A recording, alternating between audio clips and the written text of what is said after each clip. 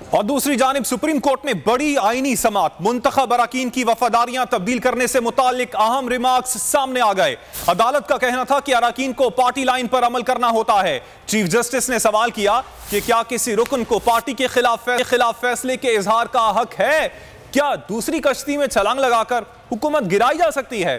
Justice Munib ने कहा कि छलांगे लगती रहीं तो मामूल की कानून साजी भी नहीं हो सकती।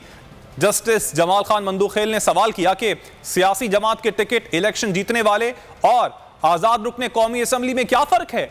अटॉर्नी जनरल का कहना था कि आजाद रुकन को अगर उस जमात का मंशूर कबूल नहीं तो उसे फिर इस्तीफा दे देना चाहिए।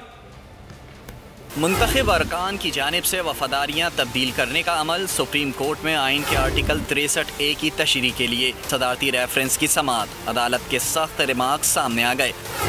अराकीन को पार्टी लाइन पर अमल करना होता है। दौरान समाअत चीफ जस्टिस ने सवाल किया, क्या किसी रुकन को पार्टी के खिलाफ फैसले के इजहार का हक है?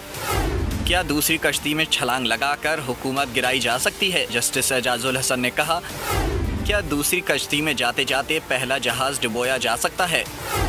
जस्टिस मुनीब ने कहा कि छलांगे लगती रहीं तो मामूल की कानून साजी भी नहीं हो सकती। अटॉर्नी जनरल का कहना था कि आज़ाद रुकन को अगर इस जमात का मंशूर कबूल नहीं तो उसे फिर इस्तीफा दे देना चाहिए। सियासी जमातों की डंडा बरदार फोर्स पर भी सुप्रीम कोर्ट का सख्त इजहार तशवीश। अदालत ने कहा, JUI कानून के मुताबिक धरने मुजाहरे करे। चीफ जस्टिस का कहना था, तमाम जमातें जमहूरी इख्तियार की पासदारी करें।